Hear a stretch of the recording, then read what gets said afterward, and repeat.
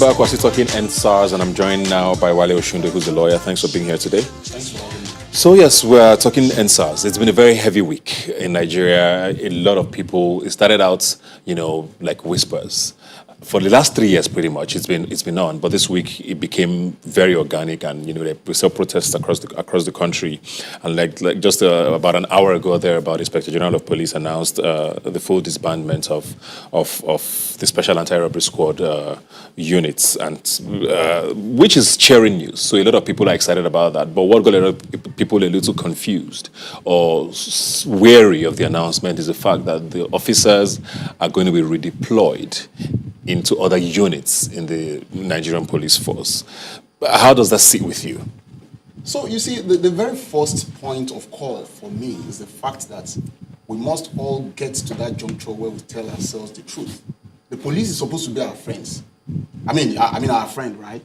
And if they are not doing what they should do as fellow citizens of the country, and then people who are also responsible and accountable to government, if they are not doing that very well, then there is a problem. So we must then begin to address the functional deficiencies in our land.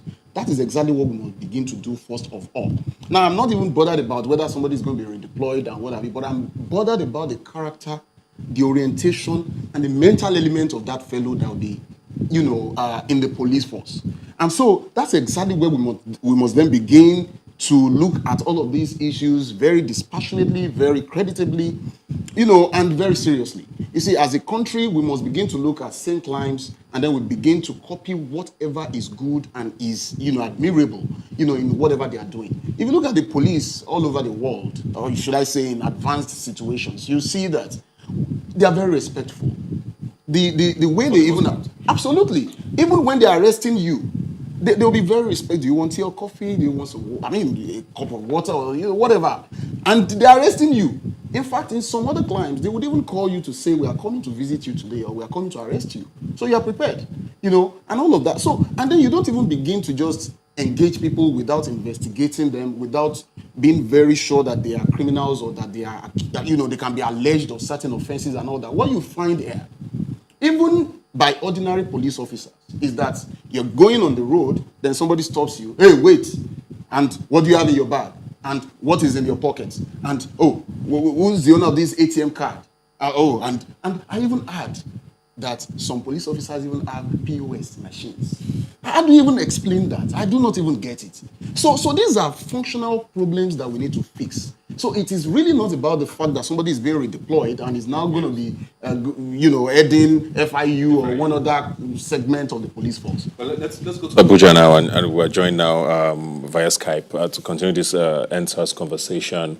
There's so much to talk about. I believe we're joined by Indicator, I believe. How are you doing? Can you hear me?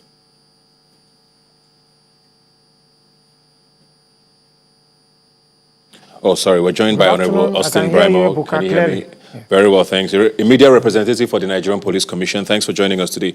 We just heard the news from the Inspector General of Police. But a lot of Nigerians, like I said, are a little confused about the redeployment of personnel from SARS, because there's a lot of anger at the personnel, not necessarily the Nigerian police force, even though that's a whole other conversation. How is this redeployment supposed to work? Redeployment of the SARS operatives is a normal reorganization in the police force. Ebuka, I represent South and the media in the Police Service Commission. Incidentally, the Police Service Commission is the parents of the Nigerian police force. The Police Service Commission is responsible for the policy-making body for the Nigerian police force. We are responsible for recruiting, discipline, and promotion of all officers below the rank of Inspector General of Police. Normal redeployment and reorganization in the police force has been a continuous process, and it will continue. First of all, let me applaud Nigerians. Let me commend all those who raised their voices against the brutality of the Special Anti-Robbery Squad. Almost everyone has been a victim. I'm happy that we've come to realize that their operational base was faulty, and they eventually be disbanded. Let us be patient with the IGP to carry out his reforms. And but more importantly, Ebuka, is that Nigerians should ask What is the role of Police Service Commission in all this? Why do they have a constitutional role to play in managing Nigerian police? Why do we have to have quasi-bodies that we have to report to? Incidentally, 28th and 29th of September, it is in the news that the Nigerian Police Service Commission, the Police Service Commission treated about 43 cases of indiscipline within the force. 43 officers, out of which 10, including an assistant commissioner of police, were dismissed. 10 out of 9 were reduced in rank, and others, so many disciplinary measures were taken. But you can imagine how long it would have taken for such cases to get to the commission. So if we have a body like the Police Service Commission that is constitutionally saddled with the responsibility of maintaining discipline in the force, what are we doing with that kind of a body? Is the body functional? I want to appeal to Nigerians to go into the street and demand for independence for the Police Service Commission, just like you have an independent INEC. The Police Service Commission cannot carry out its constitutional responsibilities because they are not dependent. We are supposed to have offices in the 36 states of the Federation where citizens can rush to report a SARS or to report brutality in any police formation. We are supposed to complain to Police Service Commission, not National Human Rights Commission. The constitutional responsibility of discipline and maintaining sanity in Nigerian police will rest with the Police Service Commission. We don't have any office in any state of the Federation. In fact, the Police Service Commission has no office. We are squatting at the Federal Secretariat, scattered in all the wings. No specific office that you can report to. As I'm talking to you now, the staff of Police Service Commission earns less than the Nigerian Police Force, the service you are supposed to superintend and check. So what is wrong with Nigerians? If we do not want the Police Service Commission, why don't you scrape it in Buka? I need to come in here. I need to come in here. I hear what you're saying, and a lot of people, most people don't even know what the Police Service Commission is supposed to do. It's because we have all of these parastatals and agencies that just exist, almost seeming like they don't have any of these functions. But two questions. First of all, why did it take this long for government to listen? Because the EndSARS movement started in 2017. The Police Service Commission is supposed to be charged with things like this, knowing, like you said, that every Nigerian has been a victim of SARS brutality. Why did it take 3 years? And why did it take this long in this past week for government to listen? And secondly, we've lost lives. Jimoh Ishiak was particularly noticeable for a lot of people yesterday. He was shot dead by a policeman. How are we going to get justice for these people? I can assure you, let me start from your last question. I can assure you, Ebuka, that justice will be done. We believe that that event has been recorded. We're expecting a full report and investigation on that, and we are going to take action. We don't just dismiss officers. We dismiss and recommend for prosecution in the regular courts. That is the power the commission has. Even retired officers can be dismissed. We have 2 officers that are retired from the Nigerian Police Force. One was reduced in rank, one was dismissed even after retirement. So I can assure Nigerians that well-reported and documented cases during this very protest, peaceful as it was, any molestation, if you can get well-documented evidence to us, we have platforms. Unfortunately, they may not be everywhere, but we have platforms, and we keep advertising them within the very, very meager resources available to the commission. I can repeat them to Nigerians to send reports to the commission. And it is only we that have that power to discipline any police officer below the rank of Inspector General of Police. If you permit me, I can read our platforms on this channel so that Nigerians can avail themselves the opportunity to reach the commission with every available evidence. And I can assure you that none of them will go unpunished.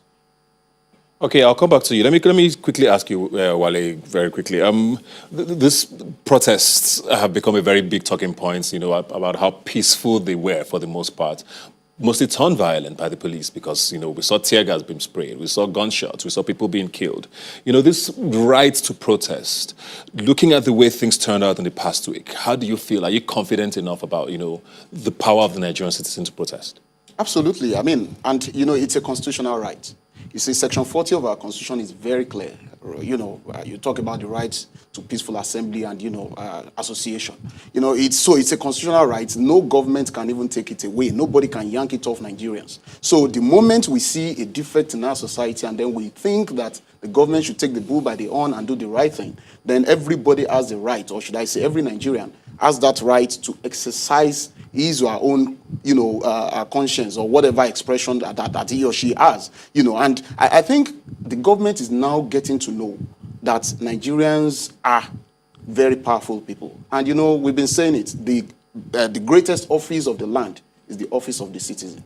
And that is why every politician in this country, especially people who are holding public offices now, must know that people are watching, and then it would never be business as usual. People are not going to take it so easy with people who are, who are taking their rights for granted. Yes. And then right now, with respect to your question, especially with respect to protests, you see everybody has that right and that power and that flexibility to exercise that constitutional mandate. All right, let me go back to Abuja now, Honorable Austin Bremo. You didn't answer my first question, though, about why things took this long. Okay. Well, I wouldn't say things have taken long to get to the level it is. The process of reforming the police is a gradual thing. And all the problems. For instance, when this protest started, down to 2017, it's been all along SARS should be engaged in their very special role of anti-robbery and then perhaps kidnapping. But when you look at other crimes, like cyber crimes and all other things that they have to eventually be diverted to, you find that there was a lacuna. The police needed to create a special anti-fraud department again to cope with the large numbers of cyber crimes that were being reported daily. So, and then let me let you know what really led to it. If you had listened to the retired IGP Suleiman Abba 4 days ago on Good Morning Nigeria, he stated clearly that these SARS were not as bad as it were. But operational problems, at a point, they were moved away from state commands and centralized under the IGP. And when you move a young officer, you can no longer report to an assistant commissioner down the line. You can no longer report to a commissioner down the line. Your boss is the overall boss. You begin to look down on your seniors.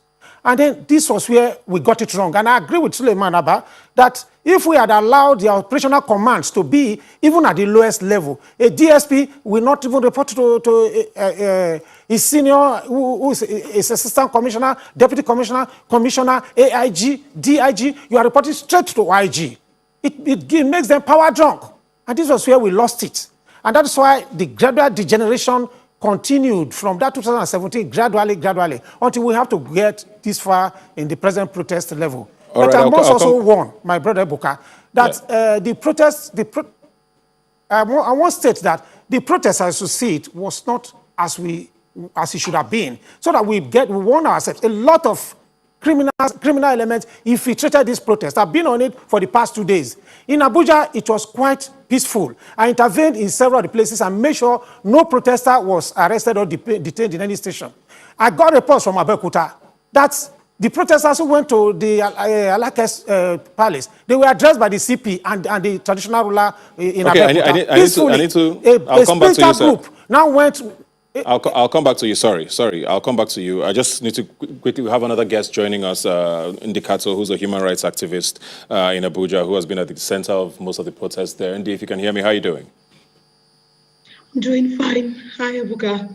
I can see you've lost your voice. Looks like you've been doing a lot of shouting in the last couple of days. I was tear-gassed yesterday. Tell us about that, because we saw a lot of the videos and pictures from Abuja. I mean, it looks like Abuja was pretty heated with the protest. How did it get to that point? Well, it was. And what was so upsetting was throughout we were assured that nothing was going to happen.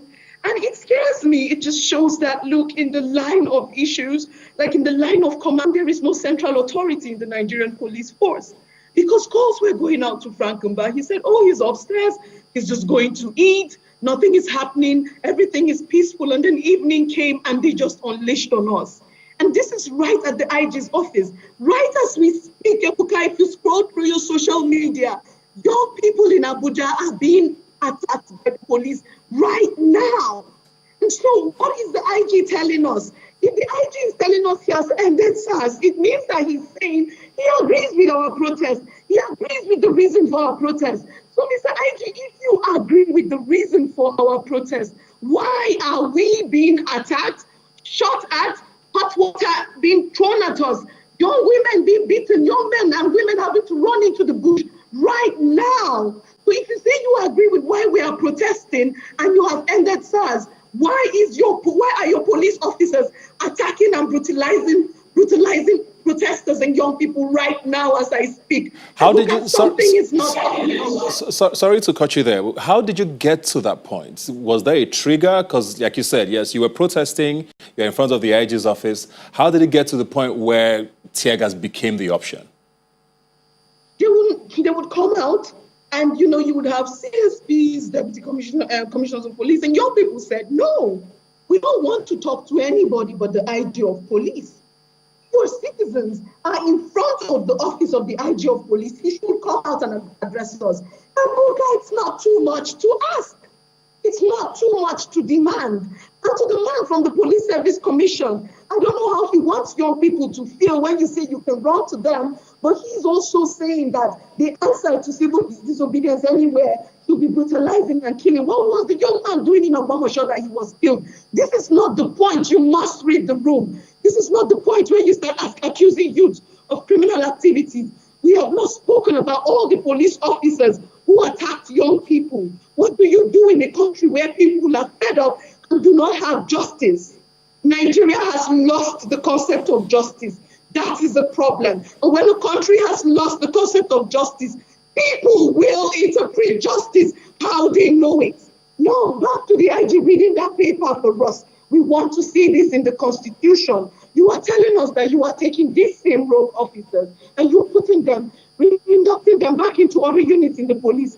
That does not work. Let's come back to the other units in the police. The people who are attacking the protesters today in Abuja are not SARS officers. That is a big problem.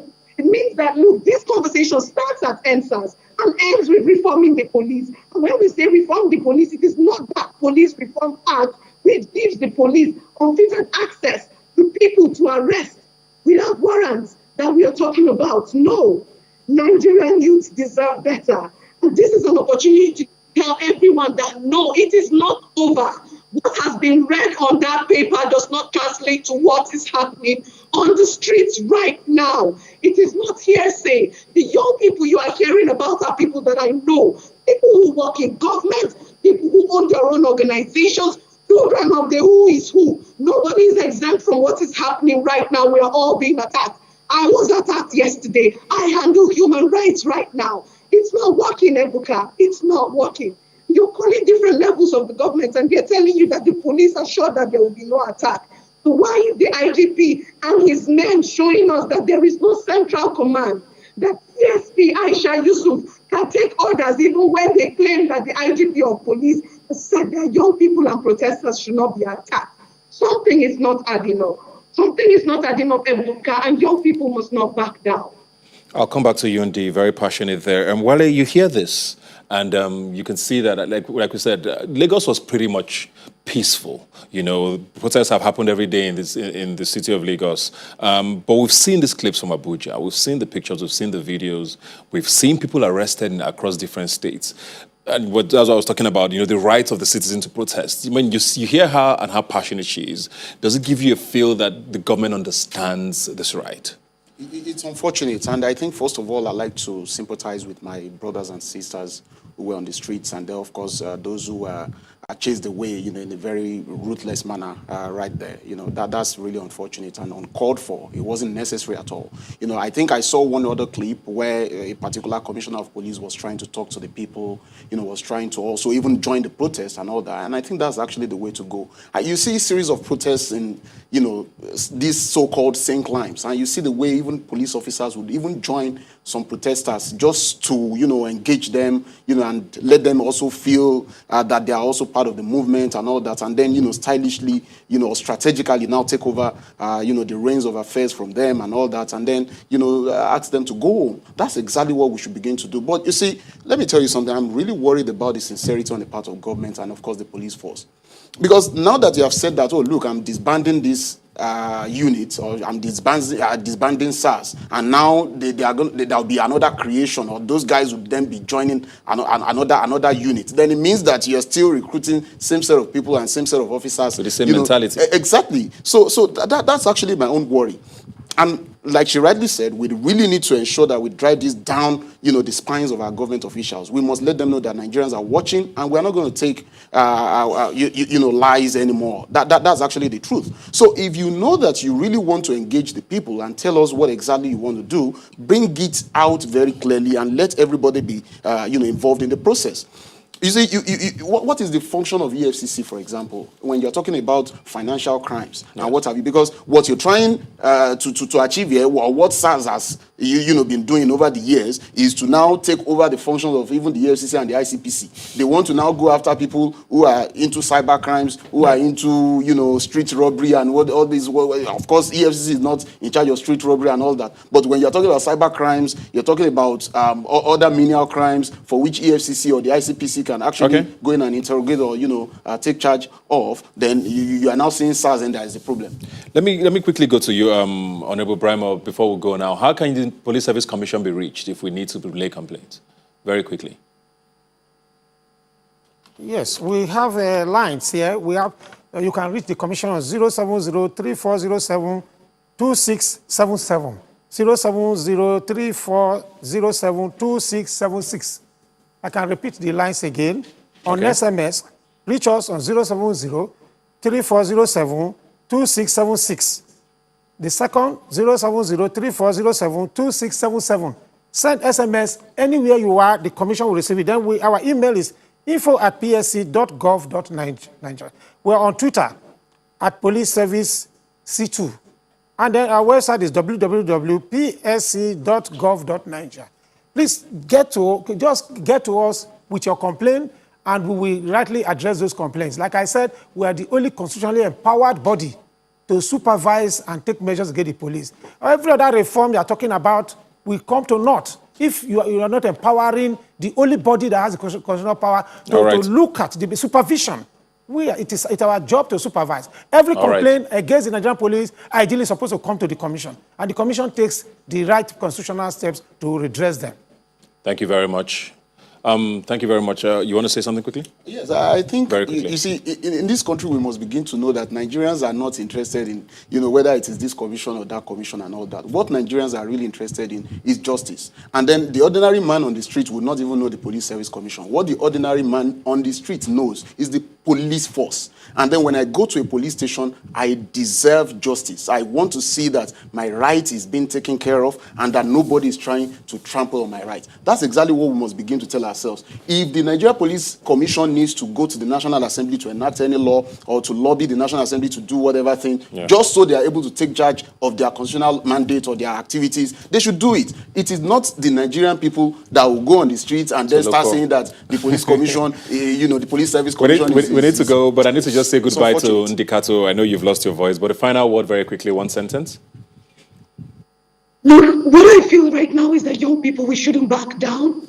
We haven't gotten what we're looking for.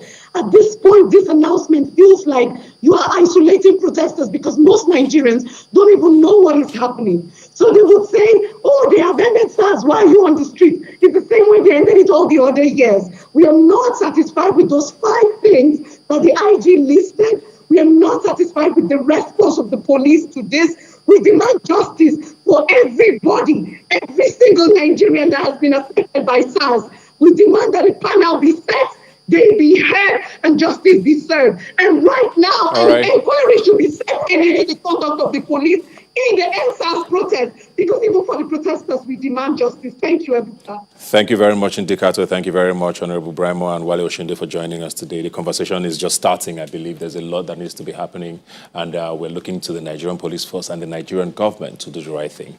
Thanks for joining us.